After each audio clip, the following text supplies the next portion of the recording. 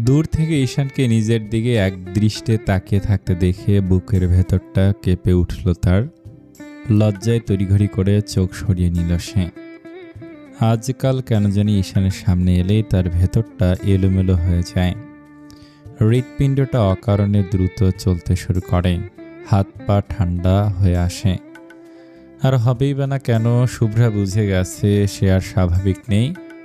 কবে, কখন, কিভাবে সে জানে না, শুধু জানে অজান্তেই ঈশান নামের মানুষটার প্রতি তার হৃদয়ে গভীর এক অনুভূতি জন্ম নিয়েছে, এমন এক অনুভূতি যার নাম ভালোবাসা। হৃদিকে স্টেজের মাঝখানে বসানো হলো। চারপাশে উচ্ছ্বাসে মেতে উঠেছে সবাই। বক্সে উচ্চস্বরে গান বাজছে, তরুণ তরুণীদের হাসি চিৎকারে পুরো পরিবেশ মুখরিত হয়ে উঠেছে। শুভ্রা হঠাৎ তুর্য আর রিফাতের বাবা মাকে দেখতে পেয়ে তাদের দিকে এগিয়ে গেল। মিষ্টি এসে সালাম করতেই সবাই স্নেহ ভরা হাসিতে সালামের জবাব দিল। তুর্যের মা শুভ্রার থুতনি আলতো করে ছুঁয়ে দিয়ে বললেন, মাশাআল্লাহ, তুমি তো অনেক বড় হয়ে গিয়েছো মা, সেই ছোটবেলায় দেখেছিলাম তোমাকে। শুভ্রা লাজুক হেসে মাথা নিচু করল। তুর্যের মা এবার নিজের স্বামীর দিকে তাকিয়ে বললেন, আমি কি মিথ্যা বলেছি তুর্যের বাবা? দেখেন না মেয়েটা কত বড় হয়ে গেছে, আর দেখতে তো একেবারে পরীর মতো হয়েছে। তুর্যের বাবা মৃদু হেসে বললেন, আরে মেয়েরা তো চোখের পলকই বড় হয়ে যায়, বুঝতেই সময় লাগে না। কথাটা শুনে সবাই হেসে উঠল। শুভ্রাও মুচকি হেসে আবার স্টেজে গিয়ে হৃদির পাশে বসল। এদিকে তুর্যের মা শুভ্রার দিকে কিছুক্ষণ তাকিয়ে থেকে নিচু স্বরে বললেন, শুনুন, একটা কথা বলবো। বলো। আমরা তো তুর্যের বিয়ের কথা ভাবছি, তাই বলছিলাম বাইরে মেয়ে খুঁজতে যাব কেন? শুভ্রার সঙ্গেই তুর্যের বিয়ের কথা বলি না। মেয়েটাকে আমার খুব পছন্দ হয়েছে, ছেলের বউ হিসেবে একদম পারফেক্ট, আর দুজনকে মানাবেও দারুণ। কথাটা শুনে তুর্যের বাবা হেসে ফেললেন। তোমাকে একটা সারপ্রাইজ দেই। কি সারপ্রাইজ? তুর্য আর শুভ্রার বিয়ের কথা আমি আজ থেকে 2 বছর আগে ঠিক করে রেখেছি। তুর্যের মা বিস্ময়ে চোখ বড় বড় করে ফেললেন। বলেন কি? হ্যাঁ, এই ব্যাপারটা শুধু আমি আর সোহান চৌধুরী জানি, আর কেউ না। কিন্তু কবে, কিভাবে? তুর্যের বাবা স্মৃতিমাখা হাসি হেসে বললেন, একদিন আমি আর সোহান চৌধুরী একসঙ্গে গাড়িতে করে ফিরছিলাম। তখন হঠাৎ রাস্তায় শুভ্রাকে দেখি। মেয়েটা তখন সবে এসএসসি পরীক্ষা দিয়েছে। প্রথম দেখাতে আমার খুব ভালো লাগে। তারপর সোহানকে বললাম বিষয়টা, উনিও রাজি হয়ে গেলেন। তিনি একটু থেমে আবার বললেন, তুর্যকে তো তিনি ছোটবেলা থেকে চেনেন, ছেলেটার স্বভাব চরিত্র পরিবার সবই তার জানা, আর শুভ্রাও তুর্যকে ছোটবেলা থেকেই চেনে, তাই দুজনকে নিয়ে আমার কোনো দ্বিধা ছিল না। তুর্যের মা এখনো বিস্মিত মুখে তাকিয়ে আছেন। তুর্যের বাবা হেসে বললেন, আজই কথাটা তোমাকে বললাম, কিন্তু দেখো নিয়তির খেলাটা কেমন। আমি বলার আগে মেয়েটাকে তোমারও পছন্দ হয়ে গেল। তুর্যের মা যেন আকাশের চাঁদ হাতে পেলেন। চোখে মুখে হাসির ঝিলিক ফুটে উঠল। তিনি উচ্ছ্বসিত কণ্ঠে বললেন, আপনি জানেন না কি বড় সারপ্রাইজ দিলেন আমাকে। আমি আমার ছেলের বউ হিসাবে শুভ্রাকেই চাই, যত তাড়াতাড়ি সম্ভব ব্যবস্থা করুন। তুর্যের বাবা মৃদু হেসে মাথা নাড়লেন। আরে এতটা উত্তেজিত হওয়ার কিছু নেই। আমাদের মধ্যে কথা হয়েছিল তুর্য যখন আমার ব্যবসার দায়িত্ব নেবে তখনই বিয়ের ব্যাপারটা নিয়ে আলোচনা হবে। এখন তো তুর্য ব্যবসা সামলাতে শুরু করেছে। বিষয়টা জানার পর সোহান চৌধুরীও আমাকে বলে রেখেছেন আজকের গায়ে হলুদের অনুষ্ঠান শেষ করে বাড়ি ফিরেই তুর্য আর শুভ্রার বিয়ের বিষয়ে বসবেন। তুর্যের মা খুশিতে আবার শুভ্রার দিকে তাকালেন।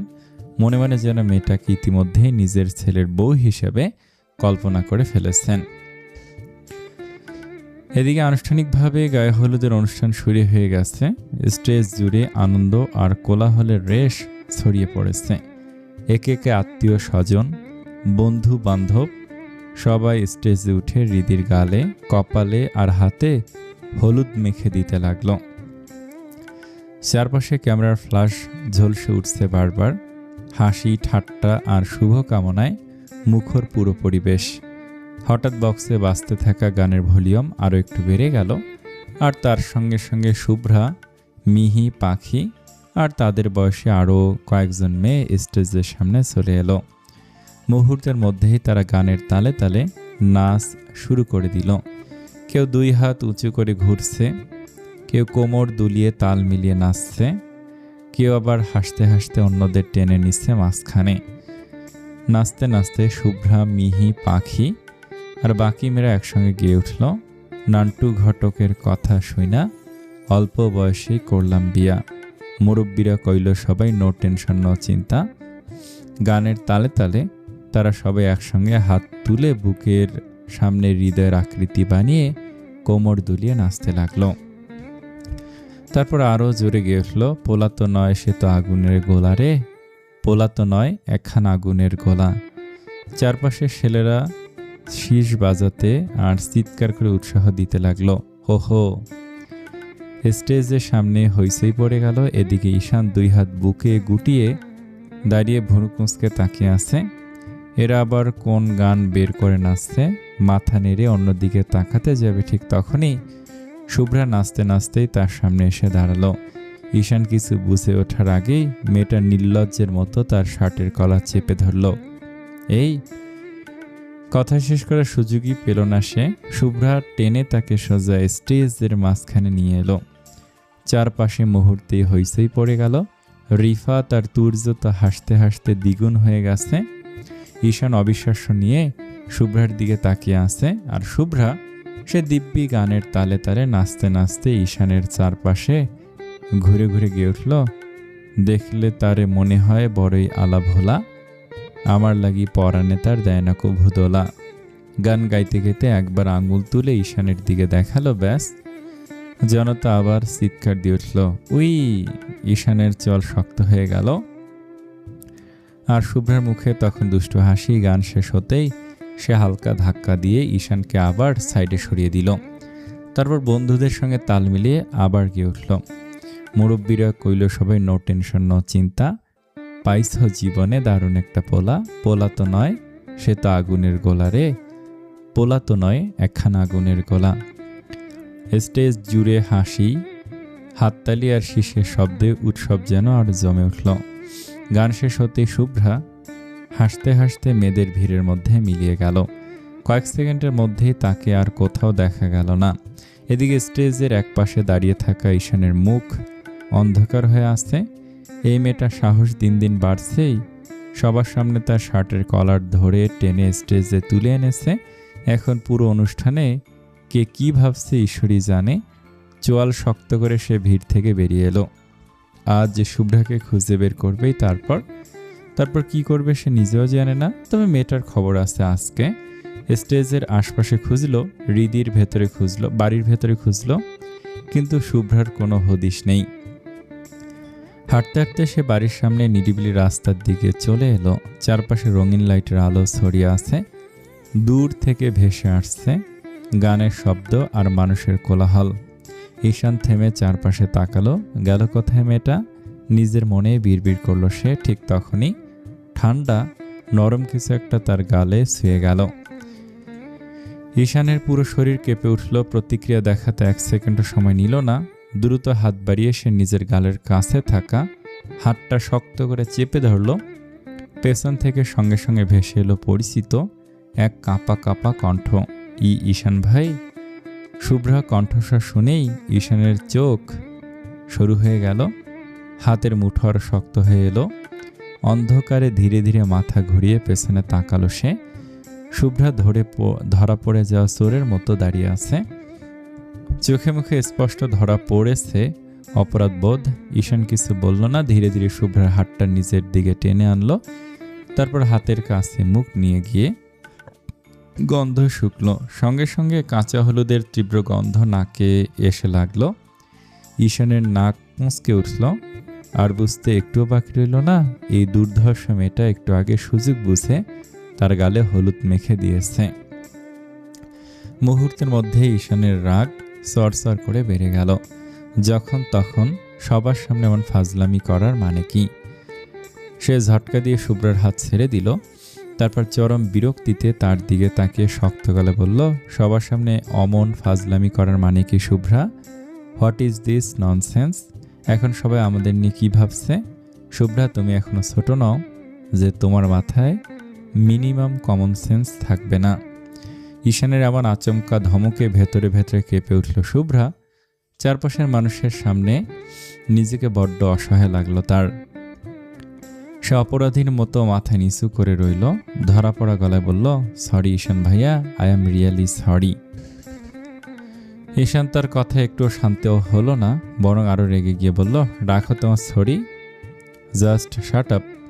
তুমি যেখানে সেখানে গিয়ে আমার সাথে ফাজলামি করো।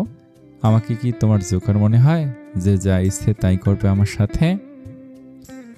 শুভ্রা এবার আর পাল্টা কিছু বলার সাহস পেল না, কিন্তু ঈশানের এই রূঢ় কথাগুলো তীরের মতো এসে তার বুকে বিঁধল। সে তো জাস্ট একটু দুষ্টুমি করেছিল, বেশি কিছু তো করেনি। এতে সবার সামনে এইভাবে অপমান করে কথা বলার কি আছে? প্রচণ্ড একটা অভিমান দলা পাকিয়ে এলো তার গলায়। ঈশান পুনরায় ধমকে সুরে বলল, তোমাকে আমি সাফ জানিয়ে দিচ্ছি, শুভ্রা, নেক্সট টাইম আমার সাথে এমন দুষ্টুমি করবে না। This is my last warning, মনে থাকবে? শুভ্রা তার চোখের কোণে জমে ওঠা জলটুকু আড়াল করার জন্য ঠোঁট কামড়ে কান্না আটকানোর আপ্রাণ চেষ্টা করলো। সে কোনো মতে হ্যাঁ সূচক মাথা নাড়ালো। ঈশান তার মুখ থেকে জবাব শোনার জন্য আবার জোর দিয়ে বলল, আই সেড, মনে থাকবে? শুভ্রা হ্যাঁ সূচক মাথা নেড়ে বসা গলাতেই কোনো মতে বলল, মনে থাকবে। এবার সত্যি বলছি ঈশান ভাইয়া, আর দুষ্টুমি করব না আপনার সাথে, আর কোনোদিন ফাজলামি করব না। আজকের জন্য আমাকে মাফ করে দিন। বলে শুভ্রা চোখের জল আড়াল করতে এক দৌড়ে বাড়ির ভেতরে ঢুকে গেল। ঈশান তার চলে যাওয়ার পথের দিকে তাকে একটা দীর্ঘশ্বাস ফেলল। এক মুহূর্তের জন্য তার মনে হলো একটু কি বেশি বলে ফেললো সে মেয়েটাকে। এতটা রূঢ় না হলেও সে চলতো, কিন্তু পরক্ষণেই সে নরম ভাবটা মাথা থেকে ঝেড়ে ফেলে নিজেকে শক্ত করে বলল, ধুর, যা করেছে ও তার জন্য এই বকাটুকু আর প্রাপ্য ছিল। বেশি মাথায় তুললে পরে সামলানো যাবে না। রাত 12টা, গায়ে হলুদের অনুষ্ঠান প্রায় শেষ পর্যায়ে। নাচ গান শেষ করে আমোদে মানুষগুলো এখন ক্লান্ত হয়ে ঝিমিয়ে পড়েছে। হৃদিকে হলুদ মাখাতে মাখাতে একদম ভূত বানিয়ে ছেড়েছে সবাই। অন্যদিকে হৃদিদের বাড়ির সামনে ছটফট করতে করতে পায়চারি করছে শুভ্র। তখন হৃদিকে ভিডিও কলে দেখার পর থেকে সে নিজেকে আর কোনোভাবেই ধরে রাখতে পারছিল না। মনের ভেতর এমন এক বেকুলতা তৈরি হয়েছে যে এখন যদি সে হৃদির কাছে না যেতে পারে তবে ছটফট করতে করতে তার দম আটকে যাবে। কিন্তু এত দূর ছুটে এসেও কোনো লাভ হচ্ছে না। রাস্তা দিয়ে একের পর এক মানুষ অনবরত আসা যাওয়া করছে। পরিচিত কেউ দেখে ফেলার ভয়ে শুভ্র মুখে মাস্ক পরে কানে ফোন চেপে ধরে একা একাই কথা বলার অভিনয় করছে। দূর থেকে কেউ তাকালেই সে এমন ভাব করছে যেন খুব জরুরি কোনো ব্যবসায়িক আলাপ চলছে। কারণ এই মাঝরাতে কনের বাড়ির সামনে এভাবে চোরের মতো ধরা পড়ে গেলে লজ্জায় আর কাউকে মুখ দেখাতে পারবে না সে। এভাবে বেশ কিছুক্ষণ পায়চারি করার পর সে বুঝতে পারল তাকে অন্য কিছু এটা করতে হবে। এভাবে দাঁড়িয়ে থাকলে কোনো কাজ হবে না, কারণ সারা রাতেও মানুষের আনাগোনা একটু কমবে বলে মনে হচ্ছে না। কোনো উপায় না দেখে সে পকেট থেকে ফোন বের করে দ্রুত রিফাতের নাম্বারে একটা মেসেজ পাঠালো, কোথায় তুই? কিছুক্ষণের মধ্যে ওপাশ থেকে রিফাতের রিপ্লাই ভেসে উঠল স্ক্রিনে, হি হি হি, তোর বউয়ের সাথে সেলফি তুলছি, কি যে মিষ্টি লাগছে ওকে দেখতে। মেসেজটা দেখে শুভ্রের বুকের ভেতর ঈর্ষার আগুন জ্বলে উঠল। সে দাঁতে দাঁত চেপে দ্রুত টাইপ করে পাঠালো, ফাজলামি বন্ধ কর, সোজা বাড়ির মেইন গেটের দিকে আয়। ওপাশ থেকে রিফাত বেশ অবাক হয়ে রিপ্লাই দিল, কেন রে, গেটে কি আছে? হঠাৎ গেটে ডাকছিস কেন? পরক্ষণে রিফাতের মাথায় বুদ্ধিটা খেলল। শুভ্রের পাগলামির ইতিহাস ওর তার জানা। সে চমকে উঠে আবার মেসেজ পাঠালো, 1 মিনিট, কোনোভাবে তুই এখানে এসে পড়লি না তো? সত্যি করে বল, তুই কি গেটের বাইরে দাঁড়িয়ে আছিস? শুভ্র মেসেজ পাঠালো, হ্যাঁ। এখন বেশি কথা না বাড়িয়ে তাড়াতাড়ি গেটের বাইরে আয়। মেসেজটা দেখে রিফাত হাসিতে ফেটে পড়ল। এক গাদা হাসির ইমোজি পাঠিয়ে শুভ্রকে খাপানোর জন্য লিখল, স্যাঁ শালা, আর একটা মাত্র রাত বউয়ের জন্য অপেক্ষা করতে পারলি না? তুই এত কন্ট্রোললেস, তোর এই রূপ তো আমার জানা ছিল না রে। রিফাতের এমন ঠাট্টা দেখে শুভ্রর মেজাজ একদম সপ্তম আকাশে চড়ে গেল। সে দাঁতে দাঁত চেপে চরম ক্ষোভ নিয়ে মেসেজ করলো, বেশি ফাজলামি করলে একটা থাপ্পড় দিয়ে চিবুকের সব কয়টা দাঁত ফেলে দেব। তোকে যা বলেছি ভালোই ভালোই 2 মিনিটের মধ্যে গেটের সামনে আয় বলছি। অন্যদিকে বাড়ির সামনে রাস্তায় তখন অন্যরকম এক আমেজ। হলুদ মাখা রিদিকে মাঝখানে বসিয়ে দুই পাশে মিহি আর পাখি মিলে একের পর এক ছবি তুলছে। শুভ্রার মনটা ভালো নেই। ঈশানের বকা খেয়ে তার ভেতরটা এখনো ভারী হয়ে আছে, তাই সে ছবি তুলতে একদমই চাইছে না। কিন্তু পাখি আর মিহি নাসরবান্দা তারা জোর করে টেনে হিঁচড়ে শুভ্রাকে সাথে নিয়ে বিভিন্ন স্টাইলিশ পোজে দাঁড় করাচ্ছে। ওদের এই সুন্দর মুহূর্তগুলো ডিএসএলআর ক্যামেরা দিয়ে ফ্রেমবন্দি করছে তুর্য। আর তার ঠিক পাশেই পকেটে হাত গুটিয়ে চুপচাপ গম্ভীর মুখে দাঁড়িয়ে আছে ঈশান। বেশ কয়েকটা চমৎকার ছবি তোলার পর রিফাত গুটি গুটি পায়ে তুর্যের কাছে এগিয়ে এলো। সে তুর্যের কাঁধে হাত দিয়ে শুভ্রর গেটের বাইরে দাঁড়িয়ে থাকার পুরো ঘটনাটা ফিসফিস করে বলল। কথাটা শোনা মাত্রই তুর্য নিজের হাসির বেগ আর চেপে রাখতে পারল না। সে হাতের দামি ক্যামেরাটা প্রায় ফেলেই দিচ্ছিল। কোনো মতে সেটা সামলে নিয়ে উঠোন কাঁপিয়ে হো হো করে হেসে উঠল। তুর্যের এই আকস্মিক আর অদ্ভুত হাসি দেখে পাখি পুরো অবাক হয়ে গেল। সে ভুরুকুঁচকে কৌতূহলী গলায় বলল, কি ব্যাপার? আপনি হঠাৎ এইভাবে হাসছেন কেন? কোনো জোকস মনে পড়েছে নাকি? তুর্য নিজের হাসি থামানোর আপ্রাণ চেষ্টা করতে করতে রিদির দিকে তাকালো। তারপর বেশ মজা নিয়ে বলল, রিদি ভাত খাইছ? শরীর টরীর ঠিক আছে তো তোমার? গায়ে হলুদের এই জমজমাট আসরে? তুর্যের মুখে হঠাৎ এমন অদ্ভুত আর অপ্রাসঙ্গিক প্রশ্ন শুনে রিদি পুরোপুরি ভ্যাবাচাকা খেয়ে গেল। সে গাল থেকে হলুদ মাখা টিস্যুটা দিয়ে মুছতে মুছতে অবাক হয়ে বলল, কেন, কি হয়েছে ভাইয়া? হঠাৎই প্রশ্ন করছেন কেন? পাশ থেকে রিফাত আর কোনো লুকোছাপা না রেখে মুচকি হেসে বলল, কারণ এখন তোমাকে খুব বড় একটা বাঘ সামলাতে হবে, আর সেটা পরে নয়, এই মুহূর্তে এখনই। হৃদি চোখ বড় বড় করে রিফাতের দিকে তাকিয়ে রইল। তাদের এই রহস্যময় কথার মাথা মুন্ডু সে কিছুই বুঝতে পারছে না। এদিকে তুর্য আর দেরি না করে ঈশানের একদম কানে কানে গিয়ে শুভ্রর পাগলামির কথাটা বলে দিল। মুহূর্তের মধ্যে ঈশানের মুখের সেই গম্ভীর ভাবটা কেটে গেল এবং সেও মুচকি হেসে ফেলল। তার গম্ভীর বস যে নিজের হবু বউয়ের জন্য মাঝরাতে মাস্ক পরে চোরের মতো গেটের বাইরে দাঁড়িয়ে থাকতে পারে, এটা সত্যি তার ধারণার বাইরে ছিল। তুর্য নিজের হাসি কোনো মতে চেপে রেখে ঈশানের হাতে ক্যামেরাটা বাড়িয়ে দিয়ে বলল, ঈশান তুমি ছবিগুলো একটু তুলে দাও, আমি আর রিফাত গেট থেকে একটু ঘুরে আসছি, বাঘটাকে তো খাঁচায় পুড়তে হবে। এই বলে তুর্য আর রিফাত হাসাহাসি করতে করতে একে অপরের গলা ধরাধরি করে গেটের দিকে চলে গেল। ঈশান ওদের রেখে যাওয়া ক্যামেরাটা হাতে তুলে নিল এবং বাকিদের ছবি তুলে দিতে লাগলো। নিখুঁত অ্যাঙ্গেল আর চমৎকার লাইটিং সেন্স দিয়ে তুর্যের থেকেও সুন্দর করে একটার পর একটা ছবি ক্লিক করতে লাগলো ঈশান। সবাই বেশ আনন্দ করে এক এক করে নিজেদের সিঙ্গেল ছবি তুলতে লাগলো। অবশেষে যখন শুভ্রার ছবি তোলার পালা এলো, তখন সে মুখটা একটু গোমরা করে মলিন গলায় বলল, আমি তুলব না, তোরাই তোল, আমার ভালো লাগছে না।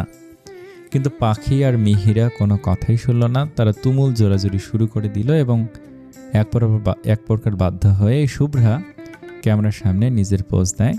ঈশান খুব সাবধানে ফ্রেমিং ঠিক করার জন্য মাটিতে হাঁটু করে বসলো। তারপর ক্যামেরাটা চোখের সামনে ধরে শুভ্রার উপর ফোকাস করে ছবিটা তুলে ফেলল। ছবিটা তোলার পর ক্যামেরার ডিজিটাল স্ক্রিনে শুভ্রার সেই পোজটা ভেসে উঠতেই এক মুহূর্তের জন্য ঈশানের হৃদয়ের স্পন্দন যেন থমকে গেল। শুভ্রা তার চোখ দুটো হালকা বন্ধ করে মুখটা এক সাইড করে এক অদ্ভুত মায়াবী পোজ দিয়ে রেখেছে। ঈশান নিজেও জানে না সে কতক্ষণ মন্ত্রমুগ্ধের মতো ক্যামেরার স্ক্রিনের দিকে তাকিয়ে রইল। শুভ্রার সেই নিষ্পাপ আর অভিমানী মুখটা যেন তাকে এক নিমেষে অন্য এক দুনিয়ায় নিয়ে গিয়েছিল। শেষমেশ ঈশানের ঘোর ভাঙল পাখির ডাকে। কি হলো ভাইয়া, ছবি কি তোলা হয়নি? আপনি তো দেখছি একদম স্ট্যাচুর মতো বসে আছেন। পাখির কথায় ঈশান চমকে ওঠেন। নিজের গভীর ঘোর থেকে বাস্তবে ফিরে এলো। সে কিছুটা অপ্রস্তুত হয়ে নিজেকে সামলে নিয়ে বলল, হ্যাঁ হ্যাঁ হয়েছে। তারপর সে শুভ্রার আরও কয়েকটা সুন্দর সুন্দর ছবি তুলে দিল। যদিও এবার তার নিজের মনের ভেতর এক অদ্ভুত অস্থিরতা কাজ করছিল। এরই মধ্যে হঠাৎ ঈশানের পকেটে থাকা ফোনটা ভাইব্রেট করে উঠল। ঈশান পকেট থেকে ফোনটা বের করে দেখল রিফাত একটা মেসেজ পাঠিয়েছে। মেসেজে রিফাত তাকে এখনই জরুরি ভিত্তিতে গেটের কাছে যেতে বলছে। ঈশান আর দেরি না করে পাখির হাতে ক্যামেরাটা বুঝিয়ে দিল। তারপর ধীর পায়ে হাঁটতে হাঁটতে কৌতূহল নিয়ে গেটের দিকে চলে আসলো। গেটের কাছে আসতে ঈশান দেখল শুভ্র রাগে কোমরে হাত দিয়ে ফুঁসছে, আর তুর্য ও রিফাত চরম মজা পেয়ে মুখে হাত দিয়ে দাঁড়িয়ে দাঁড়িয়ে হাসছে। ঈশানকে দেখা মাত্রই তুর্য আর নিজের হাসি চেপে রাখতে না পেরে বলল, ঈশান, তোমার বসকে দয়া করে ভেতরে নিয়ে যাও। শালা কখন থেকে এখানে এসে ঘুরঘুর করছে, অথচ ভেতরে ভেতরে ঢুকতেই পারছে না ভয়ে। শুভ্র চোখ দুটো বড় বড় করে দাঁত কিরমির করে তুর্যের দিকে তাকালো। তার এই করুণ দশা দেখে ঈশানও নিজের ভেতরে হাসিটা কোনো মতে চেপে শুভ্রের দিকে তাকে বিনত সুরে বলল, চলেন বস, আপনাকে ভেতরে নিয়ে যাই। শুভ্র রাগে ফুঁসতে ফুঁসতে সবার উদ্দেশ্যে দাঁতে দাঁত চেপে চরম ক্ষোভ নিয়ে বলল, ফাঁক ইউ অল। শুভ্রের মুখ থেকে এমন গালি শুনে তুর্য আর রিফাত এবার হল্লা করে হো হো করে হেসে দিল। তাদের সাথে সাথে ঈশানও আর নিজের গাম্ভীর্য ধরে রাখতে পারল না। সেও এক পাশে মুখ ফিরিয়ে মিটিমিটি হাসতে লাগলো। বন্ধুদের এমন পাত্তা না দেওয়ার ভাব দেখে শুভ্র মাথাটা একদম গরম হয়ে গেল। সে আগে হনহন করে এগিয়ে এসে এক ঝটকায় তুর্য আর রিফাত দুজনেরই গলা শক্ত করে জড়িয়ে ধরল, যেন এখনই ফাঁসি দিয়ে দেবে। তারপর তাদের দুজনের কানের কাছে মুখ নিয়ে চরম আক্রোশে ফিসফিস করে বলল, শালা, আমি এখানে নিজের বউকে দেখার জন্য জানোয়ারের মতো ছটফট করছি, আর তোরা ফ্রেন্ড হয়ে আমারই অবস্থা নিয়ে তামাশা করছিস। তোদের আমি সাফ জানিয়ে দিচ্ছি, এই মুহূর্তে যদি তোরা আমাকে কোনোভাবে রিদির কাছে যাওয়ার ব্যবস্থা না করে দিস, তবে কসম খোদার তোদের দুই শালার প্যান্ট খুলে আমি এই মেইন গেটের ওপর পতাকা বানিয়ে ঝুলে রাখব। তুর্য শুভ্রর এই ফাঁসির মতো শক্ত হাতের বাঁধন থেকে কোনো মতে ছাড়া পাওয়ার জন্য জান প্রাণ দিয়ে ছটফট করতে লাগলো।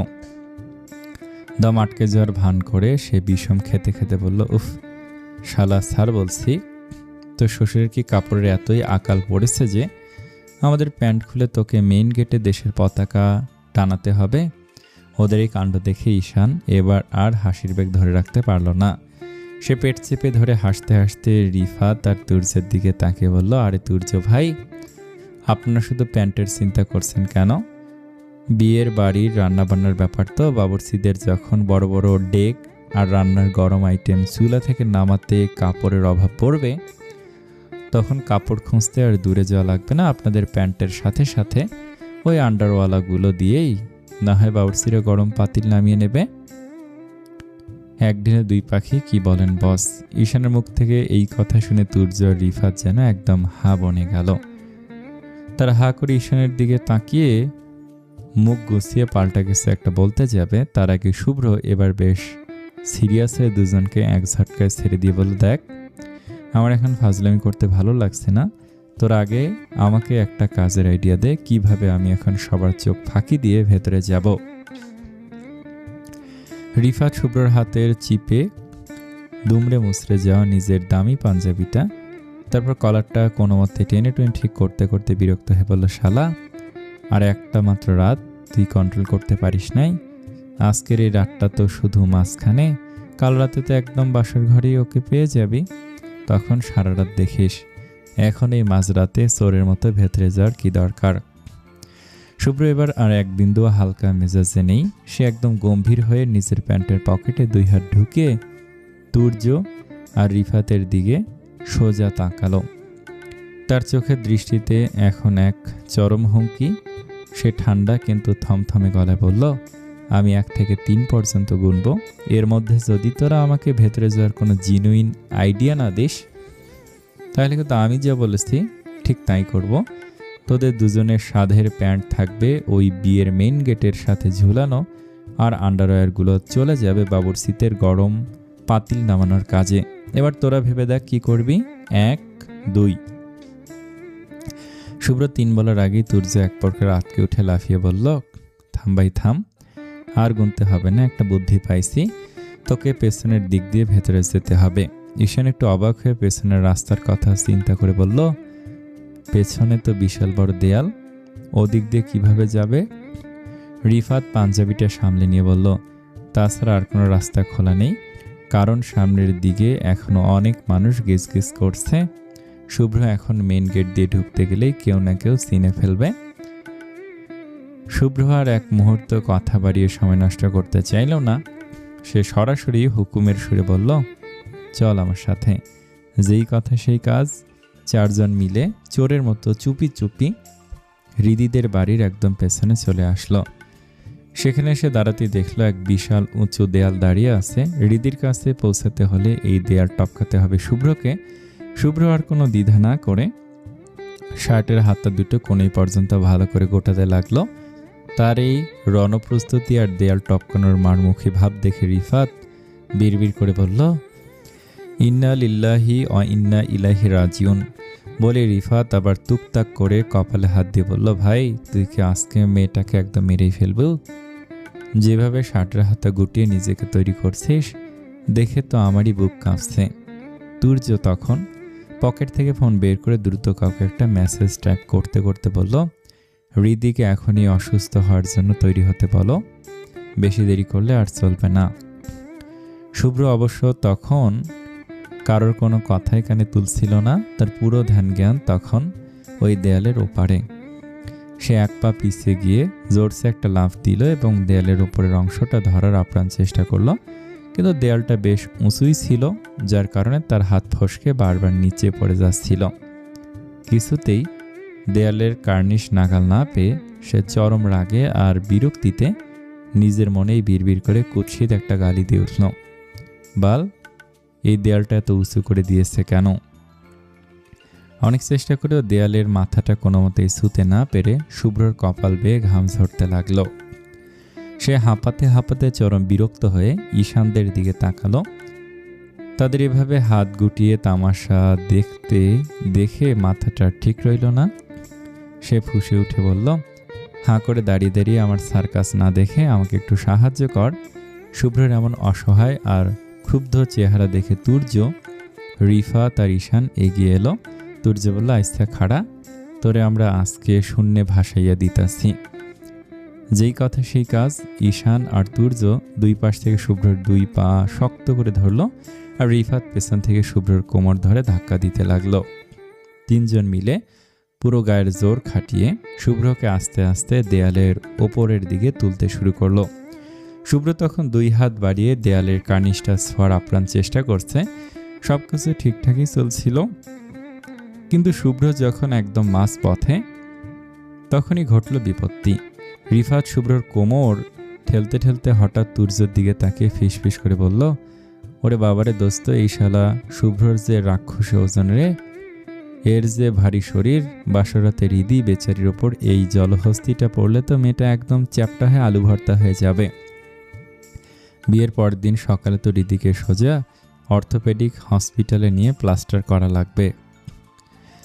কথাটা শোনা মাত্রই তুর্যের মুখের ভেতরের হাসিটা বাদ ভেঙে বেরিয়ে গেল।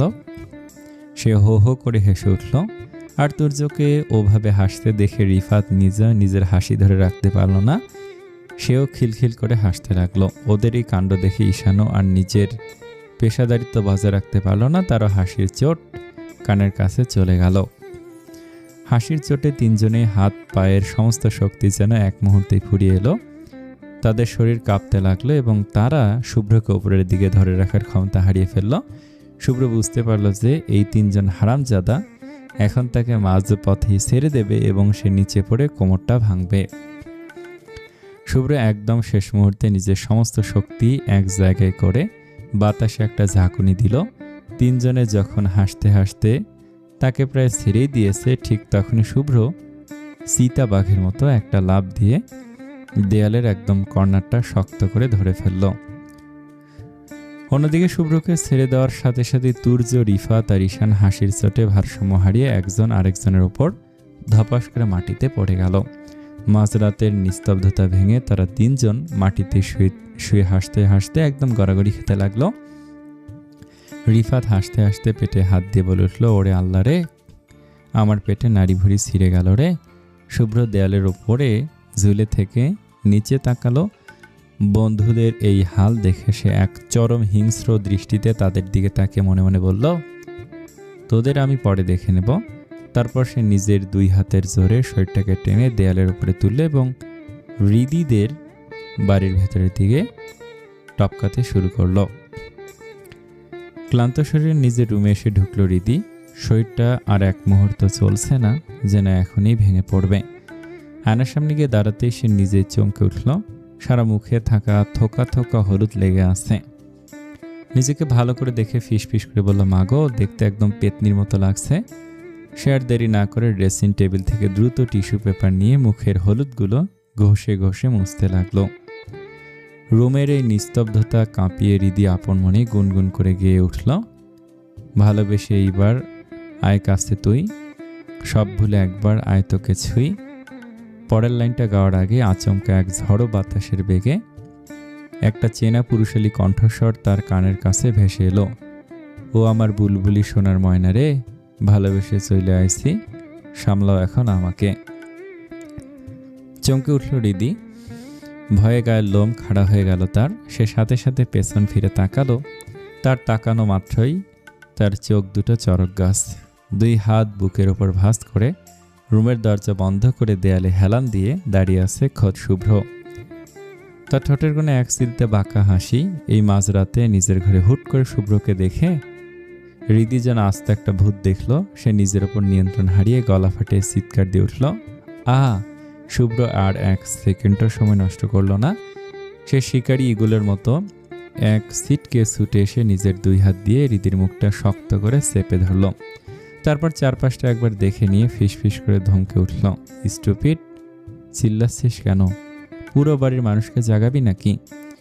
হৃদি তখন আতঙ্কে ছটফট করছে। শুভ্রর হাতের নিচে তার মুখ থেকে শুধু অস্পষ্ট শব্দ বেরোলো, শুভ্র আস্তে করে তার হাতটা সরিয়ে নিল।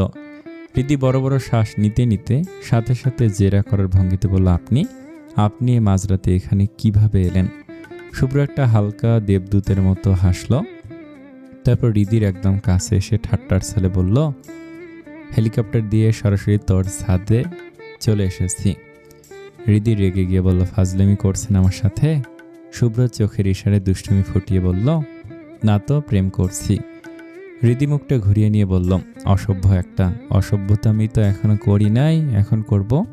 আয় প্রেম করি। কথাটা শেষ হতে না হতে এই শুভ্র কোনো সুযোগ না দিয়ে এক ঝটকায় হৃদিকে কোলে তুলে নিল। আকস্মিক এই কাণ্ডে হৃদি পড়ে যাওয়ার মতো বাধ্য হয়ে নিজের 2 হাত দিয়ে শুভ্রর গলা শক্ত করে জড়িয়ে ধরল। তারপর শুভ্রর বুকের ওপর হাত দিয়ে ধাক্কা মারতে মারতে ফিস ফিস করে বেকুল গলায় বলল, কি করছেন কি? নামান আমাকে, আর আপনি প্লিজ এখান থেকে চলে যান, কেউ দেখে ফেলবে। শুভ্র হৃদিকে কোলে নিয়ে ধীর পায়ে বিছানার দিকে এগোতে এগোতে বেশ ভাব নিয়ে বলল, আই ডোন্ট কেয়ার। বলে শুভ্র হৃদিকে নিয়ে বিছানায় চলে আসলো। সে অত্যন্ত আলতো করে হৃদিকে বিছানায় শুয়ে দিল। তারপর কোনো সুযোগ না দিয়েই নিজের মুখটা নামিয়ে হৃদির হলুদ মাখা নরম গালের সাথে নিজের গালটা গাঢ়ভাবে মেখে দিল। শুভ্রর এমন হুট করে গা ঘেঁষে আসা আর গাল লেপটানো ভালোবাসায় হৃদি লজ্জায় আর আবেশে তার চোখ জোড়া শক্ত করে বন্ধ করে ফেলল। শুভ্র হৃদির শরীরের ওপর আধো শোয়া হয়ে এক হাত দিয়ে তার চিবুকটা ছুঁয়ে দিল। হৃদির এই লজ্জায় রাঙা মুখের দিকে তাকিয়ে তীব্র আকুলতায় বলল, বিশ্বাস কর হৃদি, তুই আমাকে পুরো পাগল করে দিয়েছিস। আজ তোকে ভিডিও কলে দেখার পর থেকে নিজেকে কোনোভাবেই আর ধরে রাখতে পারছিলাম না। তোর এই রূপ আর ভালোবাসার টানে আমি 7 সমুদ্র 13 নদী পার হয়ে ছুটে এসেছি। রোহিণীশ। কথাটা শুনে হৃদি ধীর লয়ে চোখ খুলল। তার কপালে হালকা ভাঁজ পড়ল। সেখানে একটা ভুরু কুঁচকে কৌতূহলী গলায় জিজ্ঞেস করল, রোহিণীশ? এই রোহিণীশ আবার কে? শুভ্র ভুবন ভুলানো মায়াবী হাসিটা দিল। তারপর হৃদির নরম গালে নিজের আঙুল দিয়ে আলতো করে সুরসুরি দিতে দিতে গভীর চোখে তাকে বলল, রোহিণীশ একটা নাম, যার অর্থ হলো চাঁদ। আর তুই আমার কাছে ঠিক ওই আকাশের চাঁদের মতোই সুন্দর, যার আলো ছাড়া আমার পুরো জীবনটাই অন্ধকার। মুগ্ধ নয়নে শুভ্রর দিকে তাকে রইল হৃদি। এই মানুষটা দিন দিন তাকে এমন এক মায়ায় বেঁধে ফেলেছে যে সে প্রতি মুহূর্তে তার প্রেমে আরো বেশি বেশি করে পড়ে যাচ্ছে। হৃদির এমন অপলক আর আকুল চাহনি দেখে শুভ্রর চোখের চাহনি বদলে গেল। সে হৃদির মুখের আরো কাছে ঝুঁকে এসে ফিসফিস করে বলল, এভাবে তাকাস না হৃদি, এভাবে তাকালে অন্য কিছু করতে ইচ্ছে করে। হৃদি যেন এক ঘরের মধ্যে চলে গেছে। সে শুভ্রর চোখের দিকে তাকিয়ে মায়া জড়ানো গলায় জিজ্ঞেস করলো, কি করতে ইচ্ছে করে? শুভ্র তার ঠোঁটের কোণে এক চিলতে গভীর ভালোবাসার হাসি ফুটিয়ে বলল, তোর এই ঠোঁট দুটোতে কামড় দিয়ে আদর করতে ইচ্ছে করে, তোকে একদম নিজের সাথে মিশিয়ে নিতে ইচ্ছে করে। শুভ্রের এমন তীব্র আর পুরুষালী কথায় হৃদির বুকের ভেতরটা দুলে উঠল। সে কিছুটা কেঁপে উঠে চোখ দুটো সামান্য নামিয়ে বলল, জানেন, আপনি যখন এভাবে একদম কাছে আসেন না, আমার কেমন জানি লাগে, একটা অদ্ভুত ভয় ভয় কাজ করে ভেতরটায়, কেমন যেন নিঃশ্বাস আটকে আসে। হৃদির মুখে ভয়ের কথা শুনে শুভ্রর দুষ্টুমি মাখানো মুখটা হুট করে একটু গম্ভীর হয়ে গেল। সে হৃদিকে আর জোর করতে চাইল না। সে হৃদির গাল থেকে হাত সরিয়ে নিয়ে একটু দূরে সরে যাওয়ার ভান করে বলল, ওকে ফাইন, তোর যখন ভয় লাগে আমি আর তোর এত কাছে আসবো না, বলে শুভ্র হৃদির ওপর থেকে শরীরটা সরিয়ে নিয়ে বিছানা থেকে উঠতে গেল। কিন্তু শুভ্রর এই দূরে সরে যাওয়াটা হৃদির সহ্য হলো না। সে নিজেই ভেতরে সবটুকু লজ্জার ভয় এক নিমিষে ঝেড়ে ফেলে আচমকা শুভ্রর মাথাটা নিজের দুই হাত দিয়ে শক্ত করে ধরে ফেলল। শুভ্র কিছু বুঝে ওঠার আগে হৃদি তার মুখটা টেনে নিজের একদম কাছে এনে শুভ্র ঠোঁটের ওপর নিজের ঠোঁট দুটো মিলিয়ে দিল। আস্ত এক টুকরো ভালোবাসার ছোঁয়া নেমে এলো পুরো ঘরে। শুভ্র মৃদু হেসে ওঠে, যেন সে মনে মনে জানতই হৃদি তাকে এভাবে আটকে রাখবে। আর এক মুহূর্ত না ভেবে সে গভীর উন্মাদনায় সাড়া দেয় হৃদির ঠোঁটে। দুজনের নিঃশ্বাস আটকে আসে, বুকের ধুকপুকানি বেড়ে যায় দ্বিগুণ। এই নিস্তব্ধ মধ্যরাতে চারপাশের সবকিছু ভুলে তারা একে অপরকে উজাড় করে ভালোবাসার প্রমাণ দিতে থাকে। প্রায় গুনে গুনে 6 মিনিট পর দুজনেই যখন দম আটকে আসার উপক্রম হলো, তখন হাঁপাতে হাঁপাতে তারা একে অপরকে তারপর ঠোঁট ছেড়ে দিল। শুভ্রর ভারী নিঃশ্বাস আশ্রে পড়ছে হৃদির মুখে। সে হৃদির কপালে নিজের ঠোঁট ছুঁয়ে গভীর চোখে তাকে বলল, এত রোমান্টিক কবে হলি তুই? হৃদি তখনও লজ্জায় লাল হয়ে শুভ্রর গলা শক্ত করে জড়িয়ে ধরে তার বুকে মুখ লুকালো। তারপর খুব মৃদু স্বরে বলল, যেদিন থেকে আপনার এই বেসামাল রূপটা দেখেছি সেদিন থেকেই। শুভ্র ঠোঁটে আবার সেই ভুবন ভুলানো হাসি ফুটে উঠল। সে হৃদির ঠোঁটে আরেকবার আলতো করে চুমু খেয়ে নিজের নাকের সাথে হৃদির নাক ঠেকিয়ে ফিসফিস করে বলল, সামলাতে পারবি তো আমাকে? হৃদি শুভ্রর চোখের দিকে তাকিয়ে দৃঢ়তার সাথে বলল, পারবো। শুভ্র এবার হৃদির কানের লতির কাছে নিজের মুখটা নিয়ে আসলো। তার তপ্ত নেশালো গলার ফিসফিসানি হৃদির কান ছুঁয়ে নামলো। কাল রাতে দেখা যাবে কতটুকু সামলাতে পারি সেই পাগলটাকে। কথাটা শোনামাত্রই হৃদির সর্বাঙ্গ জুড়ে এক তীব্র শিহরণ বয়ে গেল। লজ্জায় আর উত্তেজনায় তার শরীরের লোম খাড়া হয়ে উঠল। শুভ্র হৃদির এই কাঁপাকাঁপি দেখে আলতো করে হাসলো, তারপর বলল, এবার তাহলে চলে যাই। হৃদি শুভ্রর বুক থেকে মুখ না তুলেই অবুঝের মতো বলল, না। শুভ্র তার চুলে বিলি কেটে দিয়ে পরম মমতায় বলল, আই লাভ ইউ। হৃদি আর নিজের আবেগ ধরে রাখতে পারল না। শুভ্রর বুকে আরও একটু মিশে গিয়ে বলল, আই লাভ ইউ টু। শুভ্র হৃদির ঘাড়ে মুখ ডুবালো। কাঁচা গোলাপ আর গাঁদা ফুলের এক মাতাল করা ঘ্রাণ হৃদির শরীর থেকে শুভ্রর নাসিকায় ভেসে আসতেই পুরুষটা যেন পুরো উন্মাদ হয়ে গেল। সে নিজের সবটুকু নিয়ন্ত্রণ হারিয়ে ছোট ছোট তীব্র চুমু খেতে লাগলো হৃদির ঘাড় জুড়ে। হৃদিও আর নিজেকে সামলাতে পারল না। তার অজান্তেই দুই হাত উঠে গেল শুভ্রর পিঠে। সে শক্ত করে শুভ্রের শার্ট খামচে ধরে চোখ জোড়া বন্ধ করে অনুভব করতে লাগলো শুভ্রর প্রতিটি তপ্ত স্পর্শ। হৃদির এই নীরব সম্মতি পেয়ে শুভ্র নিজের ভেতরের আবেগকে আর কোনোভাবেই ধরে রাখতে পারল না। সে একদম পাগল হয়ে নিজের সাথে মিশিয়ে নিল হৃদিকে। নিস্তব্ধ ঘরের মাঝে কি হয়ে গেল তা কেউ জানল না। সময় কতটুকু কেটে গেল সেই হিসাবও কারো মনে রইল না। হঠাৎ হৃদির চোখের কোণ বেয়ে গড়িয়ে পড়া নোনতা পানির ছোঁয়ায় হুঁশ ফিরল শুভ্র নামক উন্মাদ পুরুষটির। এক লহমায় তার বুক জুড়ে এক তীব্র অনুশোচনায় কেঁপে উঠল। সে নিজের সমস্ত উন্মাদনা ওখানে থামিয়ে দিয়ে পরম মমতায় জড়িয়ে নিল হৃদিকে। আর চোখের পানি মুছে দিয়ে কপালে একটা দীর্ঘ চুমু খেলো। অপরাধী গলায় হৃদির চোখের দিকে তাকিয়ে শুভ্র বলল, আই এম সরি হৃদি, নিজেকে ধরে রাখতে পারিনি। অনেক অনেক বেশি পাগল হয়ে গিয়েছিলাম। Please forgive me, I promise আর কষ্ট দেব না।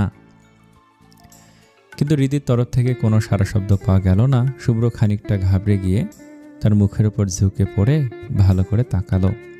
দেখলো হৃদি একদম নিথর হয়ে চোখ বন্ধ করে আছে, তবে বুকটা ওঠানামা করছে আর অবিরাম নিঃশ্বাস চলছে। শুভ্র আর দেরি না করে হৃদির দুই গালে আলতো করে হাত রাখল। আলতো চাপড় দিয়ে বেশ অস্থির গলায় বলল, এই বউ, চোখ খোল প্লিজ। বললাম তো আই এম সরি, নিজেকে সামলাতে পারি নাই। তবু হৃদির চোখের পাতা নড়ল না। শুভ্র এবার বুঝতে আর বাকি রইল না যে অতিরিক্ত ধকল, ক্লান্তি আর উত্তেজনার চোটে বেচারি জ্ঞান হারিয়ে ফেলেছে। জ্ঞানহীন হৃদিকে নিজের বুকের সাথে শক্ত করে জড়িয়ে ধরে শুভ্র চরম আফসোস আর বিরক্তিতে নিজের মাথায় একটা থাপ্পড় মেরে বিড়বিড় করে বলল, স্যাবাল, বাসর রাতের যে প্ল্যানটা কালকের জন্য জমায় রাখছিলাম নিজের ধুরন্ধর বুদ্ধিতে, সেটা আজকেই কইরা বসলাম।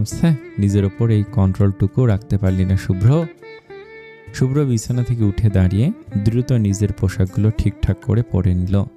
তারপর পরম মমতায় বিছানার পাশে এসে নরম কম্বলটা টেনে হৃদির পুরো নিথর শরীরটা ভালো করে ঢেকে দিল। ওভাবে জ্ঞান হারিয়ে পড়ে থাকা ঘুমন্ত নিষ্পাপ মুখটার দিকে তাকিয়ে শুভ্রের বুকটা এক অদ্ভুত ভালোবাসায় মোচড় দিয়ে উঠল। সে আবারও হৃদির কপালে নিজের ঠোঁট ছুঁয়ে একটা দীর্ঘ তীব্র ভালোবাসার পরশ দিল। তারপর তার কানের কাছে মুখ নিয়ে একদম নেশায় বুঁদ হওয়া এক উন্মাদ প্রেমিকের মতো ফিসফিস করে বলল, আই এম সরি সোনা, আই এম সো সরি। তোকে এতটা ভালোবাসার যন্ত্রণায় ফেলে দেবো আমি নিজেই ভাবিনি। নিজেকে আর এক সেকেন্ডও ধরে রাখতে পারি নাই। তোর এই রূপের নেশা আমাকে আস্ত একটা পাগল বানিয়ে ছেড়েছে। প্রমিস করছি জান, আর কখনো তোকে এভাবে কষ্ট দেব না। কালকে রেডি থাকিস চিরতরে এই শুভ্রের হওয়ার জন্য। আজকের পর থেকে আমাদের জীবনের প্রতিটি সকাল হবে তোর আর আমার, প্রতিটি দুপুর হবে তোর আর আমার, আর প্রতিটি রাত হবে শুধু তোর আর আমার বুকের স্পন্দনের। I love you so much Rohinish, I love you so much. নিজের জীবনের চেয়েও, এই নিজের অস্তিত্বের চেয়েও অনেক অনেক বেশি ভালোবাসি তোকে। কথাগুলো শেষ করে শুভ্র বালিশের পাশ থেকে নিজের ফোনটা নিয়ে টাইম দেখল। স্ক্রিনে ভেসে উঠল রাত 2:40। এতক্ষণে নিশ্চয়ই হৃদিদের বাড়ির মেহমান আর আত্মীয় স্বজনরা যে যার রুমে চলে গেছে এবং পুরো বাড়িটা নিঝুম হয়ে এসেছে। শুভ্র আর এক মুহূর্ত ওখানে দাঁড়িয়ে সময় নষ্ট করা ঠিক মনে করল না। সে বিড়ালের মতো নিঃশব্দ পায়ে হেঁটে ব্যালকনিতে এসে দাঁড়ালো। তারপর চারপাশটা একবার দেখে নিয়ে পাইপ বেয়ে অত্যন্ত সাবধানে তড়তড়িয়ে নিচে নেমে এলো। নিচে নেমে মেন গেটের দিকে এগোতেই দেখলো রাতের দারোয়ান ব্যাটা চেয়ারে বসে ঝিমোচ্ছে। শুভ্র আলতো করে একটু কেশে তার দৃষ্টি আকর্ষণ করলো এবং কোনো কথা না বাড়িয়ে দারোয়ানের হাতে কিছু করে টাকার নোট গুঁজে দিল। মাঝরাতে এমন বকশিস পেয়ে দারোয়ানের চোখের ঘুম এক নিমিষে উধাও হয়ে গেল। সে খুশিতে গদগদ হয়ে দাঁত কেলিয়ে একটা সেলুট ঠুকলো এবং গেটের তারটা খুলে দিল। শুভ্র এক বুক প্রশান্তি আর উন্মাদনা নিয়ে মাঝরাতের ফাঁকা শান্ত রাস্তায় বেরিয়ে গেল। 20 মিনিটের মধ্যে বাইক চালিয়ে সোজা বাড়ির সামনে এসে থামলো শুভ্র। গাড়ির বিকট শব্দে দারোয়ান তড়িঘড়ি করে দৌড়ে এসে গেট খুলে দিল। শুভ্র বাইকটা রেখে হনহন করে বাড়ির ভেতরে ঢুকলো। হলরুমে তখনও ঝলমল করে আলো জ্বলছে, যার মানে বাড়ির সবাই এখনো জেগে আছে। শুভ্রকে ভেতরে ঢুকতে দেখেই সোহান চৌধুরী বেশ গম্ভীর গলায় বললেন, এত রাতে তোর কিসের কাজ ছিল শুনি? শুভ্র 1 সেকেন্ডের জন্য দাঁড়ালো না। সে সিঁড়ি দিয়ে তরতরিয়ে উঠতে উঠতে বেশ স্বাভাবিক গলায় বলল, হৃদির কাছে গিয়েছিলাম আব্বু, এতক্ষণ ওর কাছেই ছিলাম, একটু পরে এসে কথা বলছি। বলে শুভ্র নিজের রুমে ঢুকে ধরাম করে দরজাটা বন্ধ করে দিল। এদিকে হলরুমে বসে থাকা আত্মীয় স্বজনদের সামনে সোহান চৌধুরী লজ্জায় যেন একদম মাটির সাথে মিশে গেলেন। কতটা নির্লজ্জ আর বেহায়া ছেলে হলে সবার সামনে এমন একটা সত্যি কথা এইভাবে শটান করে বলে দেয়। রুমে ঢুকে শুভ্র আলমারি থেকে একটা তোয়ালে বের করে সোজা ওয়াশরুমের দিকে ঢুকে পড়ল। শার্ট প্যান্ট খুলে কোমরের তোয়ালেটা পেঁচিয়ে সে শাওয়ারটা ছেড়ে দিল। কিন্তু শাওয়ারের ঠান্ডা পানিটা পিঠে লাগা মাত্রই পুরো পিঠ যেন দাউ দাউ করে জ্বলে উঠল। তীব্র যন্ত্রণায় সে বাথরুমের ভেতর চেঁচিয়ে উঠল, ওহ শিট। শুভ্র তড়িঘড়ি করে পানির কলটা বন্ধ করলো। তারপর ড্রেসিং টেবিলের বড় আয়নাটার সামনে গিয়ে নিজের পিঠটা ঘুরিয়ে তাকাতেই তার চোখ একদম কপালে উঠে গেল। পিঠ জুড়ে লম্বা লম্বা নখের বিশ্রী আঁচড়, ধারালো নখের টানে শুভ্রের পিঠের চামড়া ছিঁড়ে লাল টকটকে রক্ত বেরিয়ে এসেছে। কিছু জায়গায় রক্ত জমাট বেঁধে আছে। পিঠের এই ক্ষতবিক্ষত অবস্থা দেখে শুভ্রের বুঝতে আর এক মুহূর্ত বাকি রইল না যে তার তীব্র উন্মাদনা সামলাতে রিদি তার পিঠে এই কাণ্ডটা ঘটিয়েছে। সে বিরক্তিতে দাঁত কিরমির করে নিজের পিঠের দিকে তাকিয়ে বলল, শালার শালি, আবার বড় বড় কথা আমাকে নাকি সামলাবে। এক রাতেই পিঠের যে অবস্থা বানাই দিছে, ওর কাছে আবার গেলে তো আমারে আর খুঁজে পাওয়া যাবে না। দেখতে একদম পুঁটি মাছের মতো, অথচ নখের কি ধার, বাপের জন্মে এমন পুঁটি মাছ দেখি নাই। শুভ্র কোনো মতে শাওয়ার শেষ করে একটা হালকা টি শার্ট আর ট্রাউজার পরে নিচে নেমে আসলো। হলরুমে পা রাখতে দেখলো ড্রয়িং রুমে পুরো চাঁদের হাট বসে আছে। এক কোনায় শুভ্রা, মিহি আর পাখি তিন বান্ধবী মিলে ফিসফিস করে দাঁড়িয়ে কথা বলছে। আরেক কোনায় ঈশান, রিফাত আর তুর্য আড্ডা দিচ্ছে। সোফায় বসে আছেন তুর্যের বাবা মা, রিফাতের বাবা মা আর অন্যান্য দূর সম্পর্কের আত্মীয় স্বজন। শুভ্রকে সিঁড়ি দিয়ে নামতে দেখে সোহান চৌধুরী বেশ গম্ভীর গলায় ডাকলেন, শুভ্র এদিকে আয়। শুভ্র কোনো কথা না বাড়িয়ে চুপচাপ এসে সোফার একপাশে বসল। তার বসার ভঙ্গি দেখে বোঝা যাচ্ছে সে বেশ শান্ত। সোহান চৌধুরী গলাটা একটু ঝেড়ে বললেন, আমি একটা সিদ্ধান্ত নিয়েছি শুভ্র। শুভ্র কপালে হালকা ভাঁজ ফুটিয়ে জিজ্ঞেস করলো, কিসের সিদ্ধান্ত আব্বু? সোহান চৌধুরী তুর্যের বাবার দিকে তাকে একবার হাসলেন, তারপর শুভ্রর দিকে ঘুরে বললেন, আমি আর তুর্যের বাবা দুজন মিলে ঠিক করেছি যে তুর্যের সাথে শুভ্রার বিয়ে দেব। আমি অনেক ভেবেচিন্তে দেখেছি তুর্য ছেলে হিসেবে অনেক ভালো আর গোছানো, তাছাড়া ও তোর নিজের বেস্ট ফ্রেন্ড, তাই তুই আমার চেয়েও তুর্যকে অনেক বেশি ভালো করে চিনিস। আশা করি এই বিয়েতে তোর অন্তত কোনো আপত্তি থাকবে না। এক লহমায় পুরো হলরুমে যেন এক জীবন্ত বোমা ব্লাস্ট হলো সোহান চৌধুরীর এই আকস্মিক ঘোষণায়। শুভ্রার মাথায় যেন আকাশ ভেঙে পড়ল। সে চোখের পলকে একদম পাথরের মতো স্থির হয়ে গেল। তুর্য হা হয়ে সবার দিকে তাকিয়ে আছে। তার নিজের বিয়ের আলাপ উঠেছে, তা আবার কার সাথে? শুভ্রার সাথে, যাকে সে আজীবন নিজের বোনের নজর ছাড়া অন্য কোনো চোখে দেখার কথা ভাবতেও পারেনি। তবে সবার থেকে বেশি নিথর ও অসাড় হয়ে গেছে ঈশান। শুভ্রার বিয়ের কথা শোনা মাত্রই তার বুকের ভেতরটা এক তীব্র যন্ত্রণায় মুচড়ে উঠল। পুরো গলাটা এক নিমিষে ধরে আসলো। তার শরীর থেকে নড়াচড়া করার মতো সমস্ত শক্তি যেন কেউ এক টানে কেড়ে নিয়েছে। শুভ্র কিছুক্ষণ চুপচাপ থেকে গভীর চোখে সবার অবস্থা পর্যবেক্ষণ করল। তারপর সোহান চৌধুরীর উদ্দেশ্যে বেশ গম্ভীর গলায় বলল, তুর্য অনেক ভালো ছেলে, সেটা আমি খুব ভালো করে জানি আব্বু, কিন্তু একটা বিয়ে সফল হতে গেলে দুজনেরই সমান সম্মতি থাকতে হয়। এখন যদি তুর্য আর শুভ্রা ওরা দুজনেই এই বিয়েতে রাজি থাকে, তাহলে আমার বিন্দুমাত্র কোনো আপত্তি নেই। আমি চোখ বন্ধ করে তুর্যর হাতে আমার বোনকে তুলে দিতে পারবো। শুভ্রার এমন শটান ঘোষণায় হুট করেই সবার মুখে চিন্তার ভাঁজ পড়ল। পরিবেশটা কেমন যেন থমথমে হয়ে গেল। তুর্যের বাবা তখন সোফায় সোজা হয়ে বসে তুর্যকে ডাকলেন, তুর্য এদিকে আয় তো বাবা। তুর্য মরা মানুষের মতো ধীর পায়ে আস্তে আস্তে এগিয়ে আসলো। তুর্যের বাবা তার দিকে তাকে বললেন, তুর্য আমি শুভ্রার সাথে তোর বিয়ে দিতে চাই। শুভ্রাকে নিজের জীবন সঙ্গিনী হিসেবে মেনে নিতে তোর কোনো আপত্তি আছে? তুর্য মাথায় হাত দিয়েও ভেবে পাচ্ছে না এখন সে কি বলবে। বাবার মুখের ওপর না বলার মতো সাহস বা ধৃষ্টতা তার কোনোটাই তার নেই। সে এক চরম অসহায়ত্ব নিয়ে এক পলক পাখির দিকে তাকালো। মেয়েটার চোখ দুটো ততক্ষণে পানিতে স্পষ্ট টলমল করছে। এই বুঝি সবার সামনেই হু হু করে কেঁদে দেবে সে। পাখির সেই করুণ মুখটা দেখে তুর্য দ্রুত নিজের চোখ নামিয়ে নিল। তারপর চোখ দুটো শক্ত করে বন্ধ করে বুকের ভেতরে এক দীর্ঘ তপ্ত শ্বাস চেপে ধরে ভাঙা গলায় বলল, না বাবা, আমার কোনো আপত্তি নেই। তুর্যের মুখ থেকে হ্যাঁসূচক জবাব শুনতেই হলরুমের থমথমে ভাব কেটে গিয়ে সবার মুখে আনন্দের হাসি ফুটল। তুর্যের বাবা অত্যন্ত গর্বের সাথে বুক ফুলে বললেন, আমার ছেলে তো, ওকে আমি খুব ভালো করে চিনি। ও আবার শুভ্রার মতো লক্ষ্মী মেয়েকে বিয়ে করতে আপত্তি জানাবে, তা কি কখনো হয়? বাবার কথা শুনে বাকি সবাই হো হো করে হেসে উঠল। সোহান চৌধুরী তখন হাতের ইশারায় শুভ্রাকে নিজের কাছে ডাকলেন, কিন্তু শুভ্রা যেন ততক্ষণে নড়ার শক্তিটুকু ভুলে গেছে। তার পুরো শরীরটা অবশ্যই আসছে, চোখের সামনে চারপাশে সবকিছু দুলছে। মনে হচ্ছে এক তীব্র ভূমিকম্প হচ্ছে তার মনের ভেতর। অনেক কষ্টে নিজের শেষ শক্তিটুকু দিয়ে নিজেকে সামলিয়ে সে কাঁপতে কাঁপতে এসে সোহান চৌধুরীর সামনে দাঁড়ালো।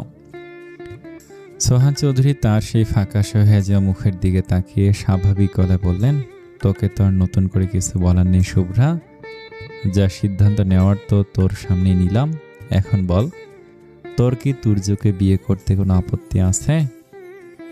শুভ্রার মনে হলো এই মুহূর্তে কেউ যেন তাকে বলল, এখন তাকে জ্যান্ত কবর দেওয়া হবে, এতে কি তোর কোনো আপত্তি আছে?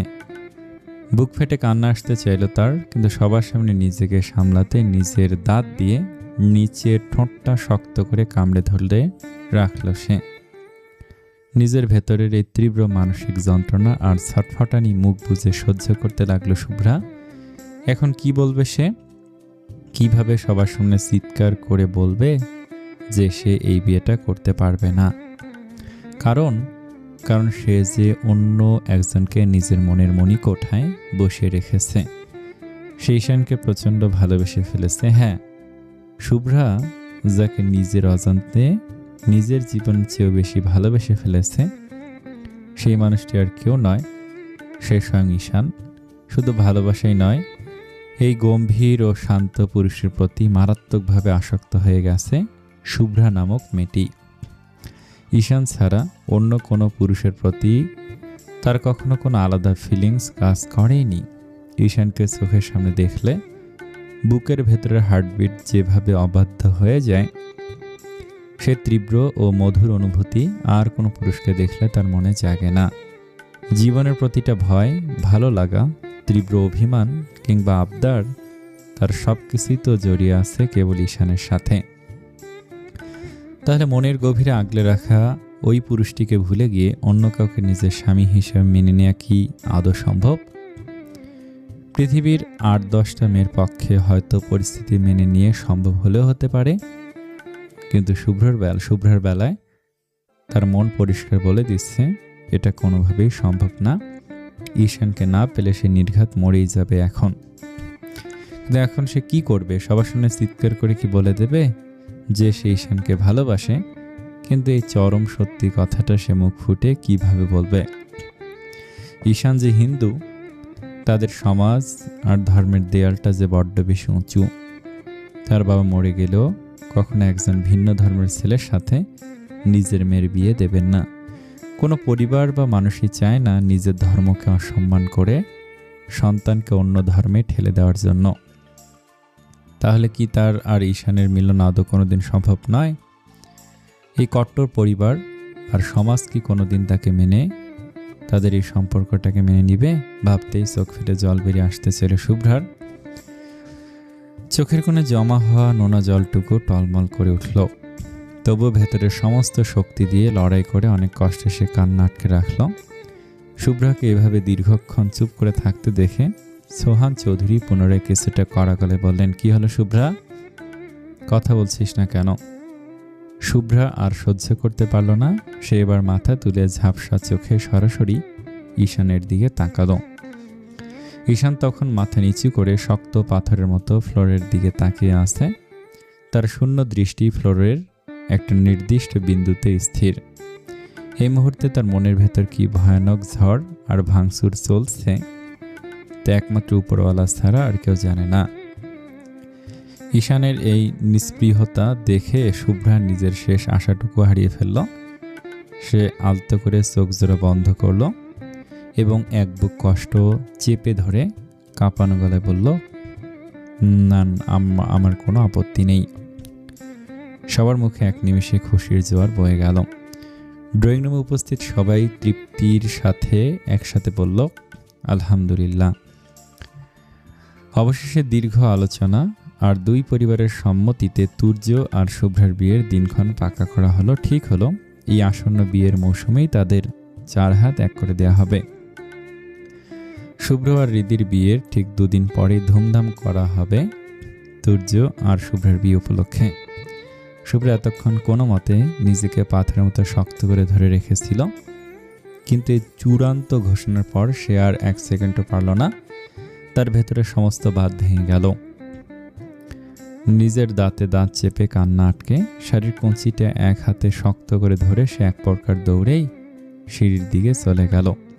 পাশে সবার সামনে চোখের জল গড়িয়ে পড়ে। সেই ভয়ে সে প্রায় লাফিয়ে লাফিয়ে সিঁড়ি বেয়ে উপরে উঠতে লাগলো। তার মনে হচ্ছে আর একটা মুহূর্ত যদি সে ওই হলরুমে দাঁড়িয়ে থাকে তবে সেখানেই বুক ফাটানো চিৎকার করে কেঁদে দেবে।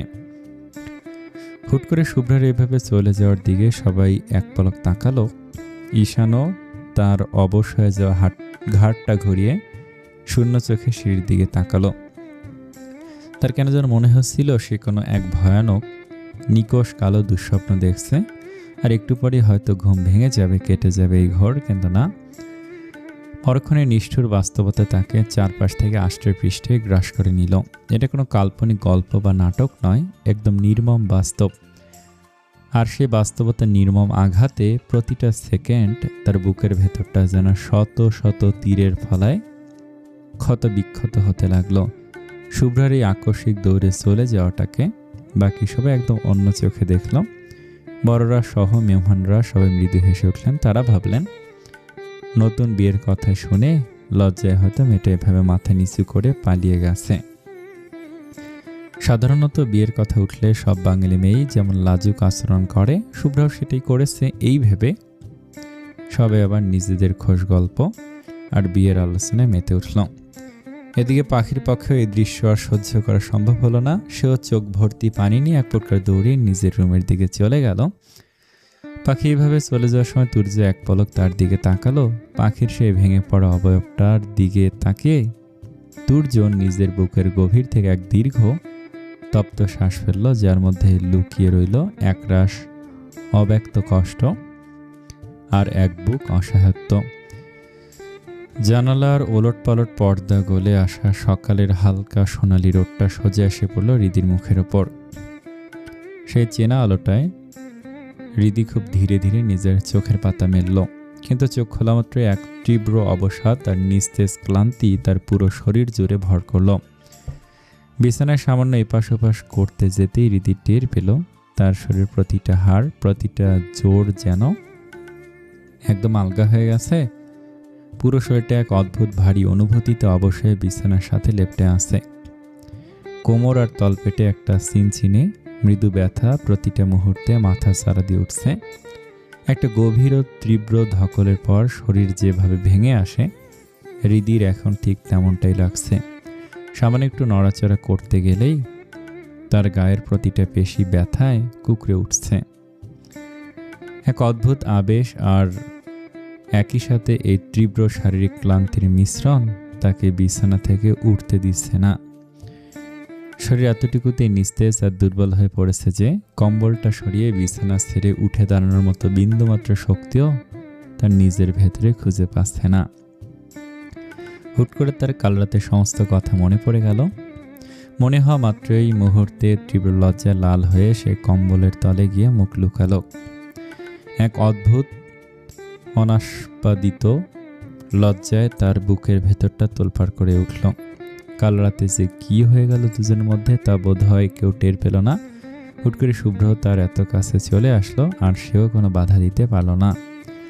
তার এই নীরব সম্মতি শুভ্র নামক পুরুষটাকে আস্ত একটা পাগল বানিয়ে ছেড়েছে সে।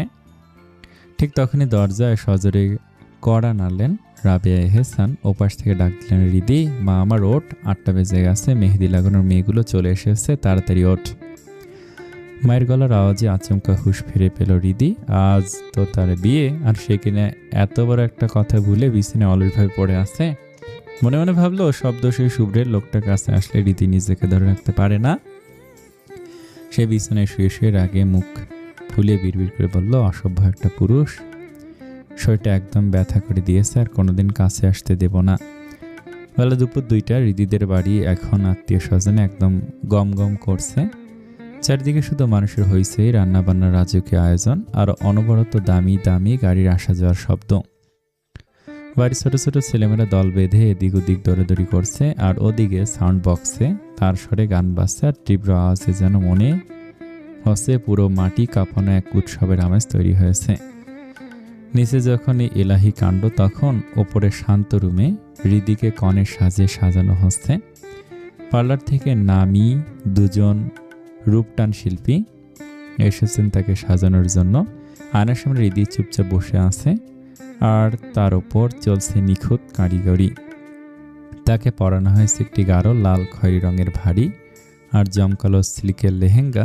পুরো লেহেঙ্গা জুড়ে খাঁটি জারদোশি আর মখমলের ওপর সোনালি সুতোর চমৎকার কারুকাজ করা, যে আলো পড়তে রাজকীয় আভায় চকচক করে উঠছে।